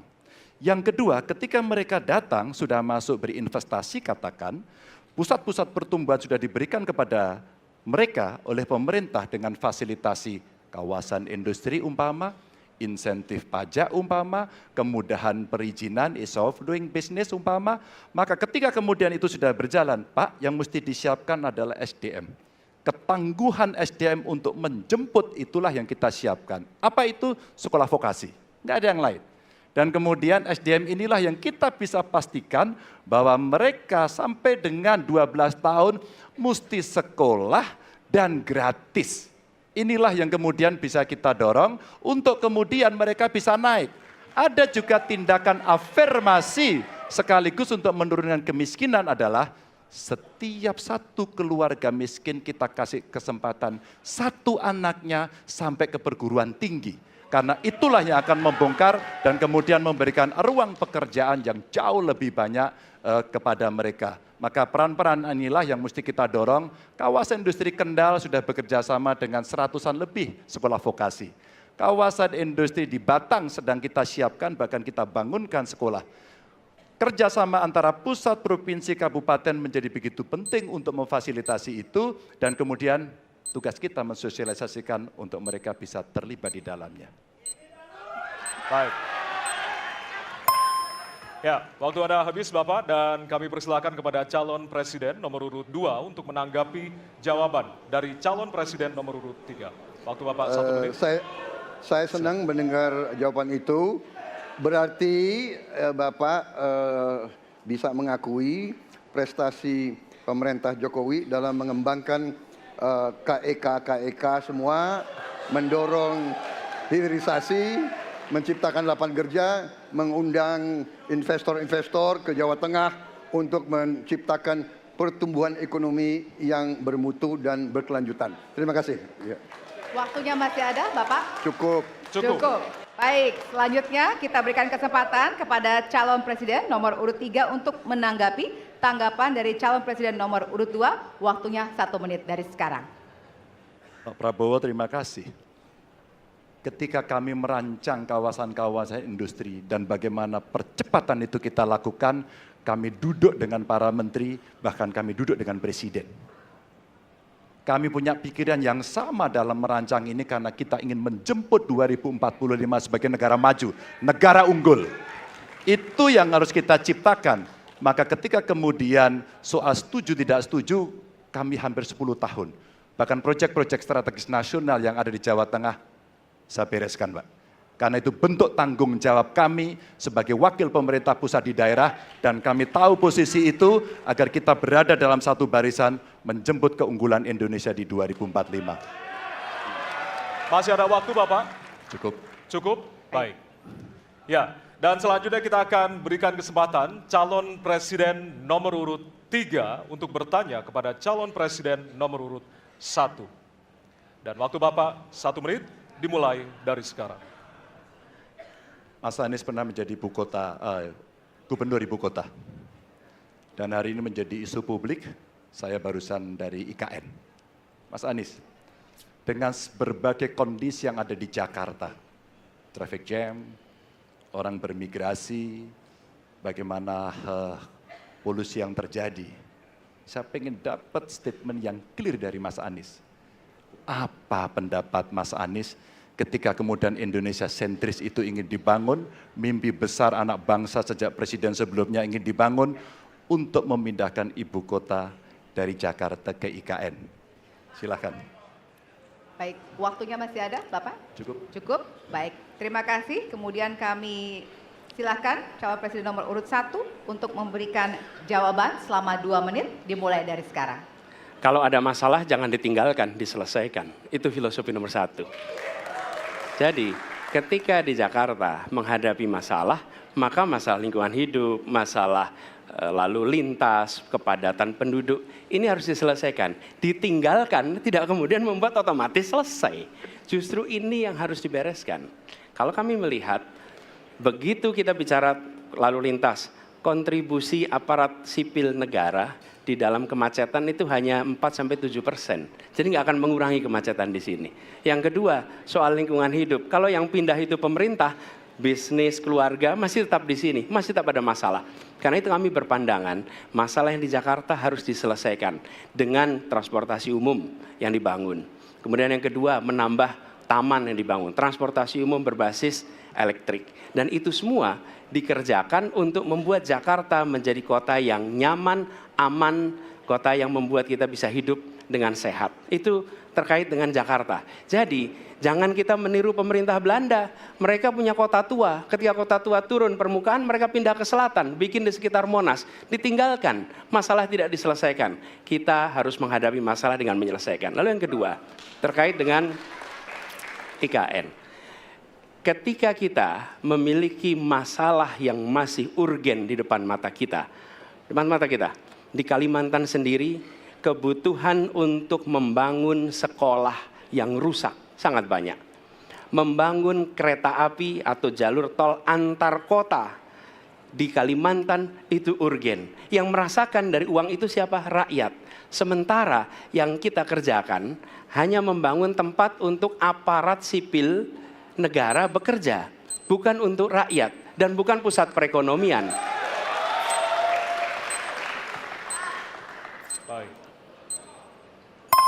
Ya, waktu Anda habis dan kami persilakan kepada calon presiden nomor urut 3 untuk menanggapi jawaban dari calon presiden nomor urut 1. Waktu Bapak 1 menit, disilakan. Apakah boleh saya simpulkan kalau begitu, Mas Anies dalam posisi yang oposisi terhadap beberapa kebijakan termasuk IKN, menolak IKN dilanjutkan. Terima kasih. Cukup Waktunya? Bapak? Cukup. Baik. Baik, selanjutnya kami berikan kesempatan kepada calon presiden nomor urut 1 untuk menanggapi tanggapan dari calon presiden nomor urut 3, waktunya 1 menit dari sekarang. Inilah salah satu contoh produk hukum yang tidak melewati proses dialog publik yang lengkap. Sehingga dialognya sesudah jadi undang-undang. Dan ketika dialognya sudah undang-undang, siapapun yang kritis dianggap oposisi, siapapun yang pro dianggap pro pemerintah. Kenapa? Karena tidak ada proses pembahasan yang komprehensif, yang memberikan ruang kepada publik. Ini negara hukum, bukan negara kekuasaan. Dalam negara hukum, berikan ruang kepada publik untuk membahas sebuah peraturan sebelum dia ditetapkan. Tapi ini nada-nadanya seperti negara kekuasaan, di mana penguasa menentukan hukum. Dan kemudian dari situ kita berdebat pro kon. Kami melihat ada kebutuhan-kebutuhan urgen yang dibangun untuk rakyat. Kalau hari ini kita belum bisa menyiapkan pupuk lengkap, tapi pada saat yang sama kita membangun sebuah istana untuk presiden, di mana rasa keadilan kita? Oke? Waktunya sudah habis. Dan kembali kami ingatkan kepada Bapak-Bapak calon presiden bahwasanya tema di malam hari ini terdiri dari beberapa subtema, yaitu pemerintahan, hukum, hak asasi manusia, pemberantasan korupsi, penguatan demokrasi, peningkatan pelayanan publik, penanganan disinformasi, dan kerukunan warga. Untuk itu, kesempatan pertama akan diberikan kepada calon presiden nomor urut 2 untuk bertanya kepada calon presiden nomor urut 1. Waktu Bapak 1 menit dimulai dari sekarang. Mas Anies pernah jadi gubernur 5 tahun di DKI. Anggaran DKI setahun sekitar 80 T. Jumlah penduduk Indonesia DKI 10 juta kira kurang lebih. APBD Jawa Barat 35 T, jumlah penduduknya 50 juta, 5 kali DKI. Tetapi selama Mas Anies mimpin, sering sekali DKI menerima indeks polusi tertinggi di dunia. Bagaimana dengan anggaran 80 T, Pak Anies sebagai gubernur tidak dapat berbuat sesuatu yang berarti untuk mengurangi polusi? Terima kasih. Waktunya masih ada, Bapak? Sudah cukup? Baik, kita akan lanjutkan kepada calon presiden nomor urut 1. Kami beri kesempatan untuk menjawab pertanyaan selama 2 menit, dimulai dari sekarang. Pak Prabowo, terima kasih atas pertanyaan yang bagus, tetapi kurang akurat. Saya akan jelaskan, Pak. Ketika satu daerah mengatakan di tempat kami tidak ada COVID, di tempat kami COVID banyak, lalu yang tidak ada COVID kami tanya, kenapa tidak ada COVID? Nah, kami nggak punya alat testing, Pak. Karena tidak punya alat testing, maka tidak ada COVID. Yang punya alat testing, maka ada COVID. Okay? Saya tidak tanya COVID, saya boleh saya selesaikan dulu? Ya. Jadi, apa yang terjadi? Di Jakarta kami memasang alat pemantau polusi udara. Bila masalah polusi udara itu bersumber dari dalam kota Jakarta, maka hari ini, besok, minggu depan konsisten selalu akan kotor. Tapi apa yang terjadi? Ada hari di mana kita bersih, ada hari di mana kita kotor. Ada masa minggu pagi, Jagakarsa sangat kotor. Apa yang terjadi? Polusi udara tak punya KTP. Angin tak ada KTP-nya. Angin itu bergerak dari sana sini. Ketika polutan yang muncul dari pembangkit listrik, tenaga uap, mengalir ke Jakarta, maka Jakarta punya indikator, karena itu Jakarta mengatakan ada polusi udara. Ketika anginnya bergerak ke arah Lampung, ke arah Sumatera, ke arah Laut Jawa, di sana tidak ada alat monitor, maka tidak muncul. Dan Jakarta pada saat itu bersih. Kalau problemnya dari dalam kota saja, maka konsisten tiap waktu. Ya, kita punya masalah polusi. Karena itu kita kerjakan dengan apa? Kita lakukan, Pak. 1, dengan pengendalian emisi dari kendaraan bermotor. Dan pengujian emisi sekarang wajib. Yang kedua, elektrifikasi kendaraan umum. Yang ketiga, konversi kendaraan umum. Dan dulu yang naik kendaraan umum hanya 350.000 per hari, sekarang 1 juta per hari. Jadi itu kita kerjakan untuk menangani soal polusi di Jakarta. Baik. Masih ada waktu, Bapak? Cukup? Ya. Kami persilakan kepada calon presiden nomor urut 2 untuk kemudian menanggapi jawaban dari calon presiden nomor urut 1. Waktu Bapak 1 menit dimulai dari sekarang. Ya susah kalau kita menyalahkan angin dari mana saja ya. Jadi saya bertanya dengan anggaran segitu besar, jumlah penduduk, ya, langkah-langkah yang bisa dilakukan untuk dengan real dalam 5 tahun mengurangi polusi, juga di mana rakyat Jakarta begitu banyak yang mengalami sakit pernafasan. Jadi saya kira kalau kita dengan gampang menyalahkan angin, hujan dan sebagainya, ya mungkin tidak perlu ada pemerintahan kalau begitu, ya. Terima kasih. Masih ada waktu? Akan menambahkan? Cukup. Cukup. Baik. Baik, selanjutnya kami berikan kesempatan kepada calon presiden nomor urut 1 untuk menanggapi tanggapan dari calon presiden nomor urut 2. Waktunya 1 menit, dimulai dari sekarang. Ya, inilah bedanya yang berbicara pakai data, yang berbicara pakai fiksi. Oke? Ini pakai data. Jadi ketika ditunjukkan, ya memang ada sumber polutan dari dalam kota. Tapi kalau sumber polutan itu hanya dari dalam kota, maka Pak pakai logika sederhana sekali. Jumlah motor dari hari ke hari sama, jumlah mobil dari hari ke hari sama. Maka harusnya angka polusinya sama setiap waktu. Betul tidak? Tapi jumlah motor sama, jumlah mobil sama, ada. Kita sangat polusi. Ada sisi sangat tidak polusi. Nanti kalau perlu saya kirimkan gambar satelitnya kepada Bapak. Supaya Bapak bisa menyaksikan. Dan inilah mengapa kita mengambil langkah itu pakai ilmu pengetahuan, pakai data, dan menggunakan saintis untuk terlibat. Kalau tidak pakai itu, maka nggak akan ada langkah yang benar. Dan ini kemudian saya teruskan Pak, bagaimana pengendalian itu dikerjakan untuk dalam Jakarta. Jika saya terpilih presiden, maka yang luar Jakarta saya kendalikan juga Pak. Baik. Terima kasih. Ya, dan selanjutnya kami akan beri kesempatan bertanya yang tentunya akan diberikan kepada calon presiden nomor urut 3 untuk bertanya ke calon presiden nomor urut 2. Waktu Bapak 1 menit dimulai dari sekarang. Izinkan saya harus membaca data untuk mengingatkan. Pak Prabowo, karena nomor 2 saya pertanyaannya 2. Ada 12 kasus pelanggaran HAM berat yang sudah dikeluarkan mulai dari peristiwa 65, penembakan misterius, Talang Sari, penghilangan paksa sampai Wamena. Dan saya ingatkan tahun 2009 DPR sudah mengeluarkan 4 rekomendasi pada saat itu kepada Presiden. 1, membentuk pengadilan HAM ad hoc. Yang kedua, menemukan 13 korban penghilangan paksa. Yang keempat, memberikan kompensasi dan pemulihan. Dan yang keempat, meratifikasi konvensi anti penghilangan paksa sebagai upaya pencegahan. Pertanyaan saja 2. Kalau Bapak ada di situ, apakah akan membuat pengadilan HAM dan membereskan rekomendasi DPR? Pertanyaan kedua, di luar sana menunggu banyak ibu-ibu, apakah Bapak bisa membantu menemukan di mana kuburnya yang hilang agar mereka bisa berziarah? Saya persilakan.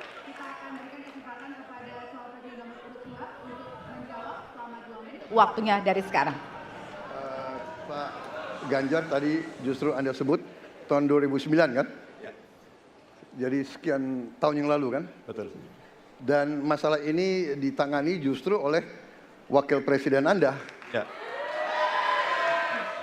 Ya. Jadi apalagi mau ditanya kepada saya? Saya sudah menjawab berkali-kali, ada rekam digitalnya. Saya sudah jawab berkali-kali. Tiap 5 tahun kalau polling saya naik, ditanya lagi soal itu.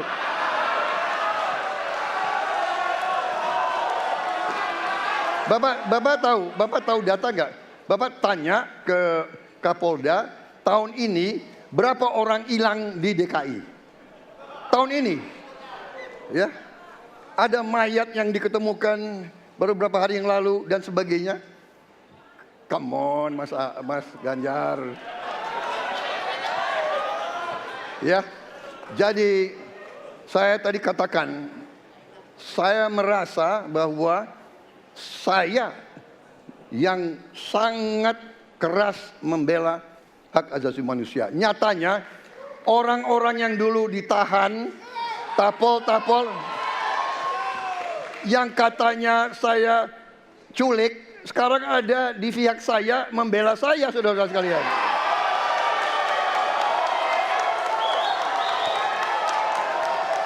Jadi masalah HAM jangan dipolitisasi, Mas Ganjar, ya. Menurut saya, ya. Saya kira begitu jawaban saya. Masih ada waktu Dan Bapak? kedua, Pak. Akan menambahkan? Cukup. Cukup, baik. Dan selanjutnya kami persilakan kepada calon presiden nomor urut 3 untuk menanggapi jawaban dari calon presiden nomor urut 2. Waktu Bapak 1 menit, dimulai dari sekarang. Pak Prabowo ini punya ketegasan yang luar biasa. Luar biasa. Tapi sayang pada 2 jawaban ini sama sekali tidak punya ketegasan itu. Kenapa saya sampaikan? Pertanyaan saya sebenarnya 1. Apakah kalau Bapak jadi presiden akan membuat pengadilan HAM? Pertanyaan nomor kedua, apakah Bapak bisa menemukan, menunjukkan, membantu pada keluarga agar kemudian mereka bisa berziarah? 2 ini sama-sama tidak dijawab. Maka kalau kemudian saya boleh meminta, kalau saya jadi presiden Pak, saya akan bereskan ini Pak. Agar kemudian dalam kontestasi Pilpres berikutnya, ini tidak akan muncul lagi karena presidennya tegas menuntaskan pekerjaan itu pada eranya. Terima kasih. Waktunya masih ada, Bapak? Cukup. Cukup. Baik, kita berikan kesempatan kepada calon presiden nomor urut 2 untuk menanggapi tanggapan dari calon presiden nomor urut 3. Waktunya 1 menit dari sekarang. Loh kok dibilang saya tidak tegas? Saya tegas akan menegakkan hak asasi manusia. Masalah yang Bapak tanyakan agak tendensius. Kenapa yang 13 orang hilang pada saat itu ditanya kepada saya? Itu tendensius Pak Ganjar, ya. Itu tendensius. Dan wakil Bapak yang mengurus ini selama ini. Jadi kalau memang keputusannya mengadakan pengadilan HAM, ya kita adakan pengadilan HAM. Nggak ada masalah. Ya. Baik. Sudah, Pak? Masih ada waktunya, waktu? Pak? Sudah cukup, Ya. Pak Prabowo? Namanya usaha. Terima kasih. Sudah cukup? Baik. Oke. Ya. Dan Harap selanjutnya tenang. kita akan menuju ke pertanyaan dan kali ini kesempatan bertanya akan diberikan kepada calon presiden nomor urut 1 untuk kemudian bertanya kepada calon presiden nomor urut 3. Waktu Bapak 1 menit dimulai dari sekarang. Ada 2 peristiwa yang menarik perhatian dan perlu kita bahas di sini. Oke. Peristiwa Kanjuruhan dan peristiwa kilometer 50. Di situ proses hukum sudah dijalankan. Tetapi rasa keadilan masih belum muncul. Pada saat ini kita menyaksikan masih banyak pertanyaan, bahkan keluarga-keluarga korban masih mempertanyakan. Karena itu saya ingin bertanya kepada Pak Ganjar. Saya posisinya adalah ini harus dituntaskan. Ini harus bisa menghadirkan rasa keadilan. Bukan saja soal legalnya yang sudah diselesaikan. Saya ingin tanya posisi Pak Ganjar di dalam 2 peristiwa ini. Terima kasih. Waktunya masih ada, Bapak? Sudah cukup?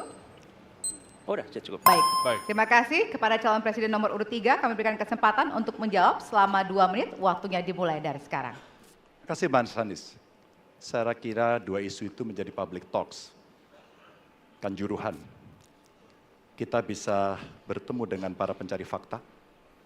Kita bisa melindungi korban. Kita bisa membereskan urusan mereka dari sisi keadilan korban. Termasuk di kilometer 50. Ketika kita bisa bereskan semuanya, maka kita akan naik dalam 1 tahap. Apakah kemudian proses legal dan kemudian mencari keputusan yang adil bisa dilakukan? Jawaban saya, bisa. Jadi dalam pemerintahan ini mesti berani untuk tidak lagi menyandra persoalan-persoalan masa lalu sehingga berlarut-larut. Sehingga apa yang terjadi ketika muncul terus-menerus akan menjadi sensi. Sensi terus karena tidak pernah ada keputusan. Maka cara-cara ini mesti dihentikan dan kita mesti berani tegas. Kadang-kadang kita juga mesti harus berpikir dalam situasi yang lebih besar. Mari kita ciptakan kembali Undang-Undang KKR. Mari kita hadirkan kembali Undang-Undang KKR agar seluruh persoalan-persoalan pelanggaran HAM itu bisa kita bereskan dengan cara itu. Sehingga bangsa ini akan maju dan tidak lagi kemudian berpikir mundur karena persoalan-persoalan seperti itu yang tidak pernah dituntaskan. Kita harus tuntaskan itu. Baik. Masih tersisa waktunya Bapak? Cukup. Cukup? Baik. Ya, dan kami silakan kepada calon presiden nomor urut 1 untuk menanggapi jawaban dari calon presiden nomor urut 3. Ya. Waktu Anda 1 menit, Bapak. Ya, jawabannya kurang komprehensif karena masalahnya lebih kompleks dari itu, Pak Ganjar. Tapi izinkan saya sampaikan. Untuk seperti ini, minimal saya melihat harus mengerjakan minimum 4 hal. 1 adalah memastikan bahwa proses hukum menghasilkan keadilan. Yang kedua, ungkap seluruh fakta sehingga kebenaran menjadi pengetahuan semua, termasuk closure bagi keluarga. Yang ketiga, korban, harus ada kompensasi, clear. Dan yang keempat, negara harus memberikan jaminan bahwa peristiwa-peristiwa seperti ini tidak boleh berulang kembali. 4 harus dikerjakan. Nah, Saya kemudian melihat untuk itu bisa dikerjakan, maka kita tidak bisa abu-abu seperti yang tadi disampaikan. Saya melihat kalau begitu 4 ini harus dilakukan, berarti yang pertama mungkin kita harus melakukan investigasi ulang, melakukan review. Kita harus menyelamatkan institusi, memastikan bahwa institusi itu selamat. Saya ingin tahu apakah Pak Ganjar sependapat dengan pandangan saya. Terima kasih Pak Ganjar. Baik. Waktunya habis, selanjutnya kami berikan kesempatan kepada calon presiden nomor urut 3 untuk menanggapi tanggapan dari calon presiden nomor urut 1. Waktunya 1 menit dari sekarang. Soal komprehensi atau tidak komprehensif terkait dengan itu selera dan subjektif. Dari 4 hal tadi itu, saya kira hampir semua pelindungan korban dilakukan. Saya sampaikan pencari fakta sudah pernah ada. Kalau kemudian tidak terjadi, tidak boleh terjadi lagi, saya kira itu value yang mesti dicontohkan. Kita kerjakan semuanya. Saya orang yang tidak pernah abu-abu, hitam putih, sat-set. Kami tidak pernah ragu-ragu, kami tidak pernah abu-abu, maka kami pun tadi mengklarifikasi pertanyaan kepada pasangan calon nomor 2, karena kami bukan orang yang menunda pekerjaan, menggantung pekerjaan untuk kemudian menjadi komoditas. Saya selesaikan itu. Masih ada waktunya Bapak? Akan Cukup. ditambahkan? Baik. Ya, dan kita berikan apresiasi kepada 3 calon presiden yang tadi sudah berdebat dan saling bertanya di kesempatan malam hari ini, Pak. Ya, di segmen sebelumnya kita sudah menyaksikan para calon presiden saling berdebat dan juga beradu argumentasi. Ya, pada segmen terakhir ini kita akan menyimak pernyataan pamungkas dari masing-masing calon presiden. Kami mohon para calon presiden untuk maju ke panggung menyampaikan pesan penutupnya. Baik, kami persilakan kepada Bapak-Bapak calon presiden untuk kemudian merapat menuju ke panggung utama. Ya, dan untuk itu kami awali dari calon presiden nomor urut 1 kepada Bapak Anies Baswedan. Waktu Anda 2 menit, dimulai dari sekarang. Di sini. Silakan, Bapak. Saya rasa kita sama, rakyat Indonesia, saya, kita semua. Bahwa kita menginginkan sebuah negeri di mana praktek korupsi diberantas hingga tuntas. Pemerintah memberikan pelayanan yang terbaik. Dan kemudian kita menjunjung tinggi etika. Kita sama di situ. Karenanya saya ingin sampaikan kepada semua bahwa saat ini kita di persimpangan jalan antara tetap menjadi negara hukum di mana kekuasaan dikendalikan oleh hukum, atau kita menjadi negara kekuasaan di mana hukum diatur dan dikendalikan oleh penguasa. Oke? Dalam situasi itu saya ingin sampaikan kini adalah sebuah gerakan perubahan. Kita sama-sama. Kita ingin mengembalikan tetap menjadi negara hukum di mana kekuasaan dikendalikan. Dan saya ingin sampaikan bahwa etika dijunjung tinggi. Ketika terjadi pelanggaran etika, jangan bersembunyi di balik keputusan hukum. Justru kita harus mengatakan bahwa tugas dari pimpinan tertinggi memberi contoh. Bila ada pelanggaran etika, maka itu adalah mendasar. Bila tidak, maka ke bawah, ke seluruh rakyat, semua akan kompromi. Dan praktek orang dalam yang tadi saya sampaikan akan merusak sendi-sendi kehidupan bernegara kita. Rusak kita. Karena itulah penting sekali kita menjunjung tinggi etika. Dan itu dilakukan oleh siapa? Dari mulai calon presiden sudah diuji. Apa dia kompromi atau tidak pada etika. Okay? Lalu bagi anak-anak muda. Anak-anak muda, kita semua menyadari pemilu ini tentang masa depan. Anda pemilik masa depan. Saya yakin Anda akan memilih yang serius untuk jadi presiden. Bukan yang main-main untuk jadi presiden. Dan ketika kita berbicara tentang masa depan, maka saya ingin sampaikan kepada semua, kebebasan berpendapat akan dijamin. Kita tidak mengizinkan lagi situasi di mana orang takut. Maka itu saya sampaikan, Wakanda no more, Indonesia forever. Baik, waktu Anda habis, Bapak. Baik, selanjutnya kami persilakan calon presiden nomor urut 2, Bapak Prabowo Subianto untuk menyampaikan pernyataan penutup. Waktu Anda 2 menit dimulai dari sekarang. Terima kasih, saudara-saudara sekalian. Kita harus selalu ingat bahwa kemerdekaan ini didapatkan melalui proses yang sangat panjang, perjuangan yang sangat panjang, berganti-ganti negara-negara lain datang menindas kita, merampas kita. Dan ini adalah hukum sejarah manusia. Yang kuat akan menindas yang lemah. Kita bersyukur kita sudah bangun suatu negara yang memiliki demokrasi dengan segala kekurangannya. Kita bersyukur semua pemimpin telah membantu menambahkan kemajuan kita. Kita ingin lebih maju, kita ingin lebih baik, kita ingin lebih adil, kita ingin hilangkan kemiskinan, dan kita ingin hilangkan korupsi. Kita negara yang sangat kaya, kekayaan kita luar biasa. Kami, Prabowo Gibran, Koalisi Indonesia Maju, siap melanjutkan fondasi yang sudah dibangun oleh pendahulu-pendahulu kita.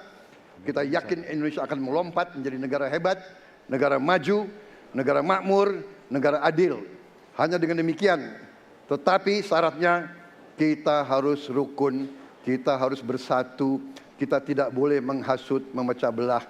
Kita tidak boleh untuk kepentingan sesaat, untuk kepentingan jangka pendek, untuk kepentingan diri kita, kelompok kita tidak boleh mengorbankan persatuan, kesatuan, kerukunan bangsa Indonesia. Hanya dengan kerukunan, hanya dengan kearifan, hanya dengan kebersihan jiwa, tidak dengan permainan kata-kata retorika, tapi sungguh cinta tanah air, Indonesia akan maju. Habis, negara Bapak. hebat. Terima kasih. Terima kasih. Baik. Ya. Dan yang terakhir kita akan menuju ke calon presiden nomor urut 3, Bapak Ganjar Pranowo. Waktu Anda 2 menit dimulai dari sekarang. Terima kasih. Ini panggilan sejarah buat Ganjar Mahfud. Ganjar seorang anak polisi berpangkat tidak tinggi, bertugas di kecamatan. Pak Mahfud, bapaknya pegawai kecamatan. Kalau kita berada pada momentum yang sama, kami dan Pak Mahfud ini adalah orang kecil yang kalau bapaknya rapat kira-kira anggota Forkompimcam. Kami hanya di level kecamatan. Kami telah terbiasa mencoba mendengarkan keluh kesah rakyat. Panggilan sejarah inilah yang kemudian coba kita klasifikasi dari seluruh persoalan yang muncul. Bagaimana kita memberikan afirmasi kepada kelompok rentan. Ada kelompok perempuan, penyandang disabilitas, anak-anak, termasuk manula. Mereka butuh perhatian yang lebih. Maka inilah cara kita membangun melibatkan mereka tanpa meninggalkan mereka. No one left behind. Yang kedua, bagaimana pemerintah betul-betul bisa melayani dengan memberikan teladan dari pemimpin tertinggi. Yang anti korupsi, yang menunjukkan integritas, yang menunjukkan layanan pemerintahan yang mudah, murah, cepat, sat-sep. Kalau itu bisa kita lakukan, maka betapa bahagianya rakyat ini. Pemerintah ini ada. Yang ketika dikritik tidak baperan, yang ketika media menulis, mereka merasa ini vitamin buat dirinya. Bukan sedang merongrong, apalagi kemudian merasa terancam. Maka kalaulah kemudian demokratisasi ini bisa kita laksanakan dengan baik, sesuai dengan amanah reformasi, gak ada lagi cerita Bu Sinta, gak ada cerita Mas Butet, gak ada cerita Melki, tidak ada itu. Karena dewasa kita dalam berdemokrasi, maka dalam penghormatan terhadap HAM, mari kita konsisten antara pikiran, perkataan, dan perbuatan. Dan saya berdiri bersama korban untuk keadilan. Terima kasih. Mohon maaf kalau ada kata-kata saya yang kurang. Baik, waktunya Bapak. habis. Ya. Pas sekali. Baik, hadirin, kita berikan tepukan yang paling meriah untuk para calon pemimpin Indonesia.